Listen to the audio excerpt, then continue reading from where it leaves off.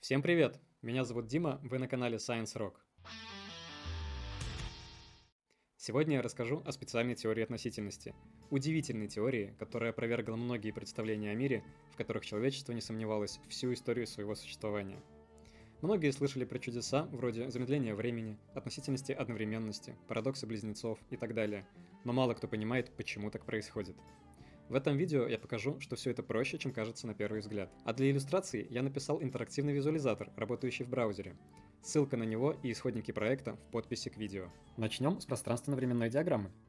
По горизонтальной оси будет положение в пространстве в метрах, а по вертикальной – время в секундах. В середине некоторое начало координат, где нахожусь я, как наблюдатель. Возьмем двух котов, за которыми мы начнем наблюдение в нулевой момент времени. Один из них спит. Он неподвижен относительно нас, поэтому его мировая линия просто вертикальная прямая. Другой кот начинает бежать вправо с некоторой скоростью. Угол наклона синей линии определяется скоростью кота. Видно, что угол 45 градусов, значит он бежит со скоростью 1 метр в секунду. Все знают, что движение относительно. Бегущий кот движется относительно нас, так же, как и мы относительно него. Нет какого-то абсолютного движения, которое лучше других. Это называется принципом относительности Галилея, и ему уже 400 лет. Попробуем догнать бегущего кота и посмотреть, как будет выглядеть эта диаграмма в его системе отсчета. Для этого нам надо просто сдвинуть точки диаграммы влево, вдоль горизонтальных линий, так чтобы бегущий кот стал для нас неподвижным. Расстояния между котами в каждый момент времени при этом должны оставаться неизменными. Пока что все хорошо, никакой чертовщины не происходит. Такое преобразование называется преобразованием Галилея. Оно понятное, логичное, и люди без задней мысли пользовались им многие сотни лет. А потом, в конце 19 века, появилась ужасная новость. Эксперименты показали, что скорость света одинакова в любых системах отсчета. Как бы ни двигался наблюдатель относительно источника света или источник относительно наблюдателя, измеренная скорость света всегда одинакова и равна вот столько метров в секунду. То есть скорость котов, скорость звука, скорость чего угодно зависит от системы отсчета, а скорость света нет. Такую информацию сложно принять, ведь она противоречит базовой интуиции и всей физике, известной на тот момент. Многие ученые пытались найти ошибку, но все было тщетно. Ничего не оставалось, кроме как плюнуть на все это и изобрести физику заново.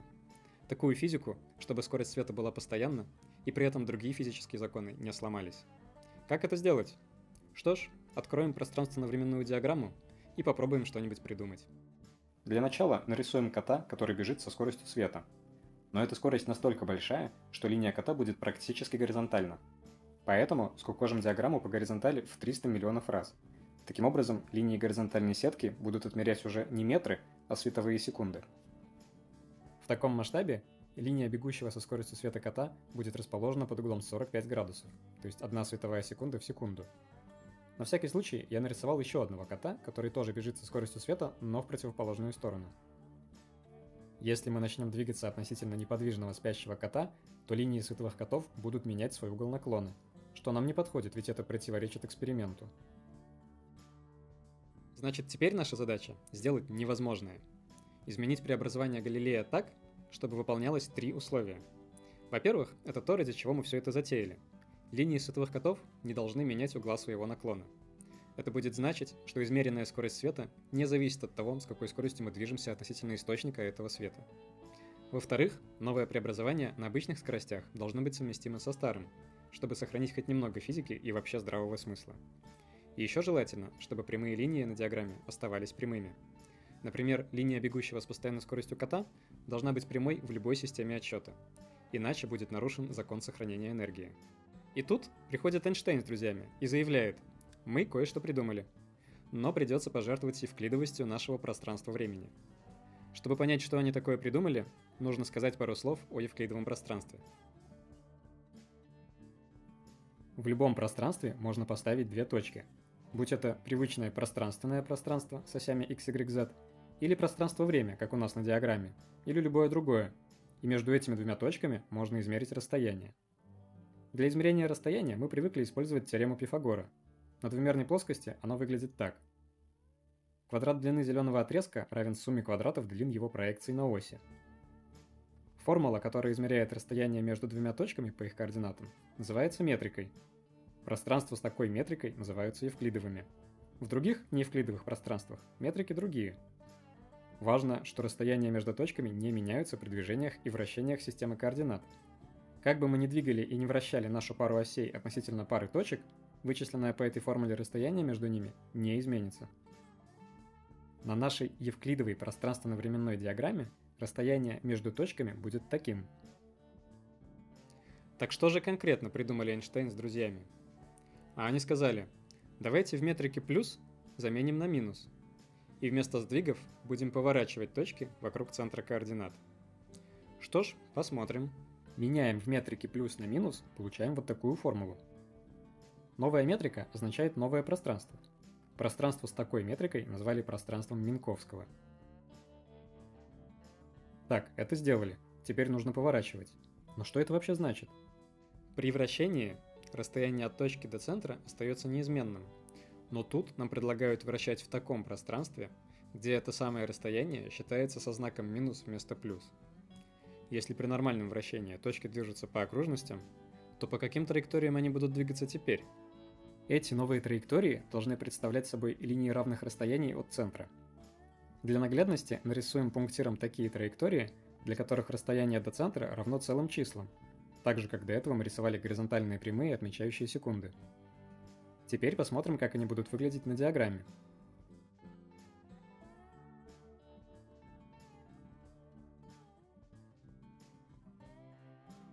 Странно. Вроде все выглядит так же, как было изначально. Что-то тут не так. Попробуем снова скукожить диаграмму по горизонтали так, чтобы сетка отмеряла световые секунды, и мы увидели световых котов.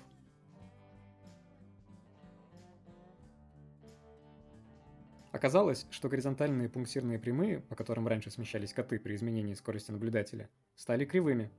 Но мы это заметили, только отдалив масштаб так, чтобы в график попали очень высокие скорости. Кстати, эти новые кривые линии называются гиперболами. А теперь попробуем повращать. Если в нормальном евклидовом пространстве для вращения точки вокруг центра координат нужно умножить ее координаты на всякие синусы и косинусы угла, то в пространстве Минковского это немного проще.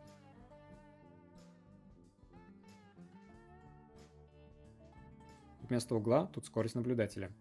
Это называется преобразование Лоренца. Кстати, по этим формулам видно, что если подставить низкую скорость наблюдателя или бесконечную скорость света, то знаменатели превращаются в единицу, и формулы превращаются в обычные преобразования Галилея. Посмотрим, как теперь будут смещаться коты при изменениях скорости наблюдателя.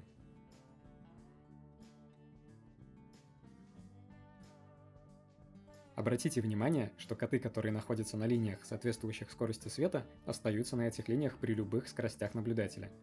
Это значит, что, как бы быстро ни двигался наблюдатель, световые коты все равно убегают от него со скоростью света. Похоже, мы добились того, чего хотели.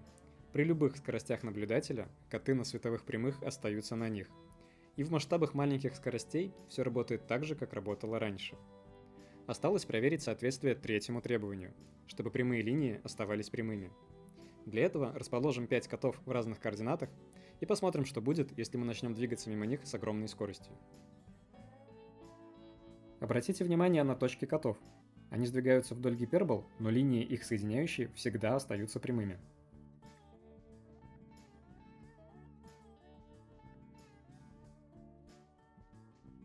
Отлично, все работает.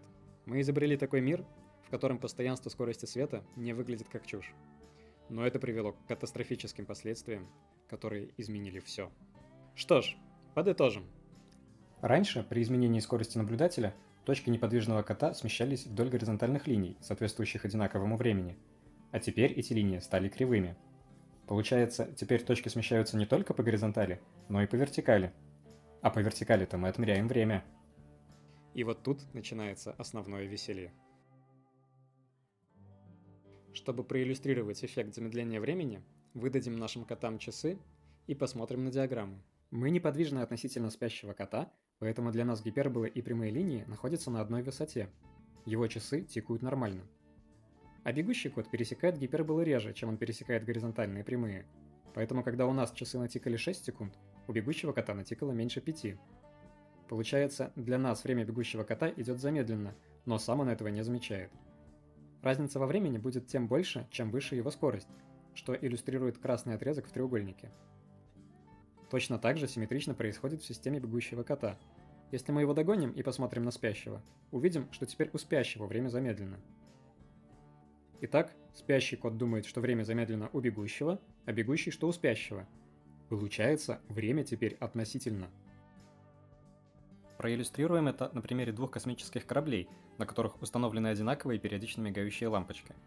Как только один из них начинает двигаться, другой видит, что лампочка на первом стала мигать реже, и цвет ее стал красным, ведь замедление времени вызывает также и уменьшение частоты испускаемого света.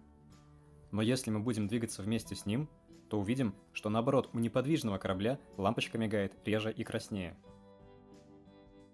Некоторые говорят, что физики сами себе палки в колеса вставляют. Придумали какую-то хитрую модель пространства, а потом удивляются, что возникают странности. В реальности-то это ни на что не повлияет. Чтобы проверить, реальность ли это или просто математический трюк, попросим бегущего кота пробежать немного, со скоростью 2/3 скорости света, а потом развернуться и вернуться обратно. Что мы увидим? Пока мы спали 11,5 секунд, второй кот побегал, вернулся, и у него натикало всего 8. Да-да, это тот самый знаменитый парадокс близнецов. И чем быстрее и дольше второй кот бегает, тем менее постаревшим он вернется. Кстати, этот эффект был напрямую проверен в эксперименте в 1971 году Хафелем и Киссингом. Упрощенно он выглядел так. Они взяли пару сверхточных атомных часов, синхронизировали их друг с другом, одни оставили на Земле, а со вторыми совершили кругосветное путешествие на самолетах. После чего встретились в исходной точке. Самолет летит достаточно быстро, чтобы относительное замедление времени можно было измерить.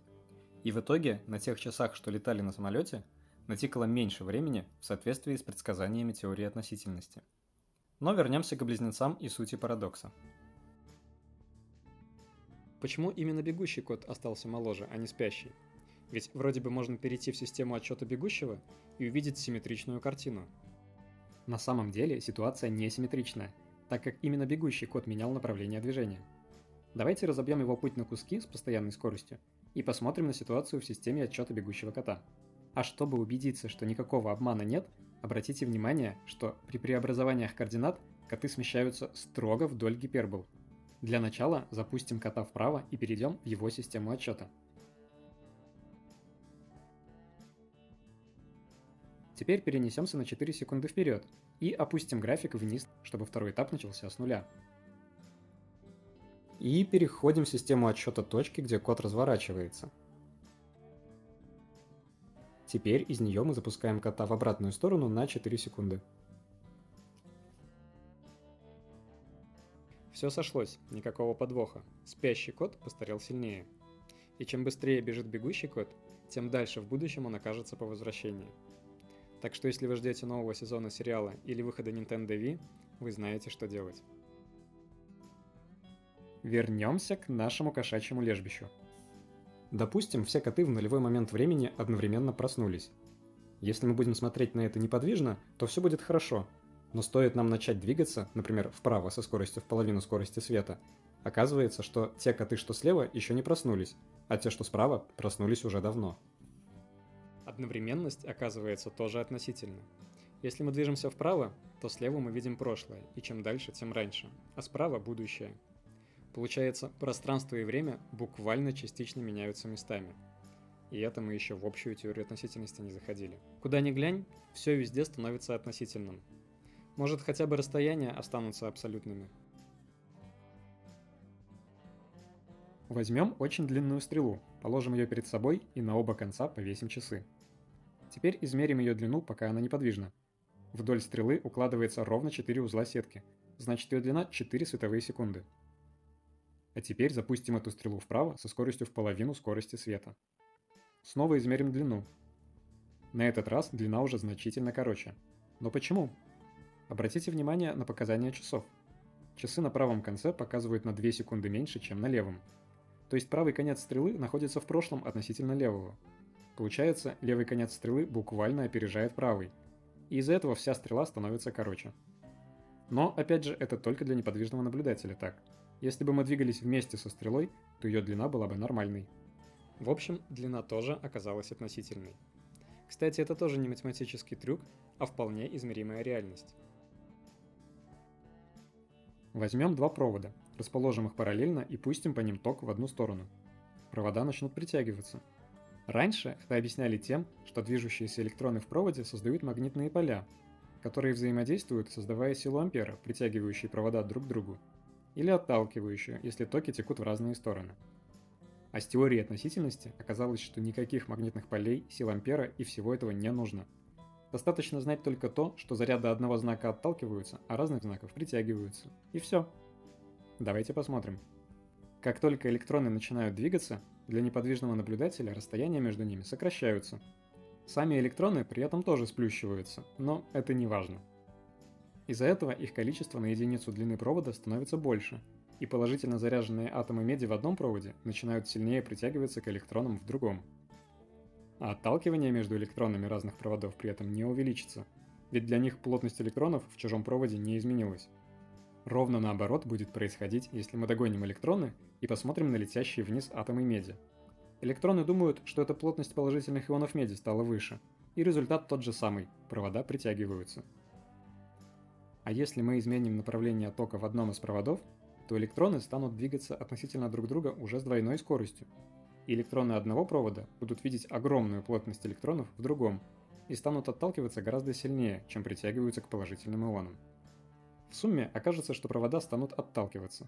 А уравнения, описывающие процессы, оказались точно такими же, как были раньше с магнитными полями. Только теперь никаких магнитных полей не нужно. Это просто электрическое поле так себя ведет для подвижного наблюдателя. Эти рассуждения можно обобщить на любую систему с движущимися зарядами и полностью исключить такую сущность, как магнитное поле. А еще такие сокращения длин открывают для нас возможности перемещений на огромные расстояния за сколь угодно короткое время. Допустим, на расстоянии 7 световых лет от нас расположена какая-то чужая галактика, куда мы хотим быстро попасть. На самом деле там будет скорее 7 миллионов световых лет, но для простоты пускай будет просто 7. По нормальной логике, если мы будем лететь туда со скоростью в половину скорости света, то достигнем ее за 14 лет. И так на самом деле и будет для неподвижного относительно галактики наблюдателя, то есть спящего кота. Но что почувствуем мы? Чем выше скорость, тем ближе становится галактика, ведь длина сокращается. Обратите внимание на синий отрезок. Его длина соответствует времени, через которое координата галактики в нашей системе отсчета станет равной нулю, что значит, что мы ее достигли. Чем выше эта скорость, тем короче отрезок. И при приближении к скорости света его длина стремится к нулю. На диаграмме сейчас показана ситуация, где мы летим со скоростью 96% от скорости света. При этом длина синего отрезка 2 единицы. То есть мы преодолеем 7 световых лет всего за 2 года. А если еще ускориться, то можно долететь хоть за 1 секунду нашего локального времени. Но есть одно но. Мы можем за секунду своего времени долететь до галактики на расстоянии 1 000 000 световых лет, но на самой галактике при этом пройдет 1 000 000 лет. Ведь для стороннего наблюдателя мы будем 1 000 000 лет лететь со скоростью почти скорость света. Этим эффектом объясняется, почему короткоживущие частицы из космоса, например, мюоны, которые распадаются через пару микросекунд после рождения, могут пролететь огромные расстояния до детекторов на поверхности Земли, не успев распасться. Итак, подведем итоги. Со времен Галилея в мире науки все было хорошо и понятно, пока в XIX веке не выяснилось, что измеренная скорость света не зависит от скорости наблюдателя, то есть преобразования Галилея на свет просто не действуют. Для решения этой проблемы придумали выполнять преобразование координат не привычными сдвигами, а вращением в пространстве Минковского. Это новое преобразование объяснило постоянство скорости света и не противоречивало экспериментам на обычных скоростях. Но побочным эффектом в таком пространстве стало замедление времени, сокращение длин и другие чудеса, которые мало того, что подтвердились экспериментально, так еще и много чего объяснили. Для закрепления давайте посмотрим на пример из жизни. Возьмем неподвижный корабль с 2 лампочками и попросим его мигать ими синхронно. Теперь возьмем еще один такой же корабль, запустим его в полет и посмотрим на все это с Земли. Мы видим сразу несколько релятивистских эффектов. Во-первых, на движущемся корабле лампочки мигают реже из-за эффекта замедления времени. Во-вторых, эти лампочки стали красными, ведь замедление времени вызывает также и уменьшение частоты испускаемого света. В-третьих, левая лампочка на нем загорается раньше правой, из-за того, что левая часть корабля находится в будущем относительно правой. И в-четвертых, длина корабля по оси движения уменьшилась, по той же самой причине. Левая часть догоняет правую, так как она в будущем относительно правой. Ну а в системе отчета движущегося корабля все происходит наоборот.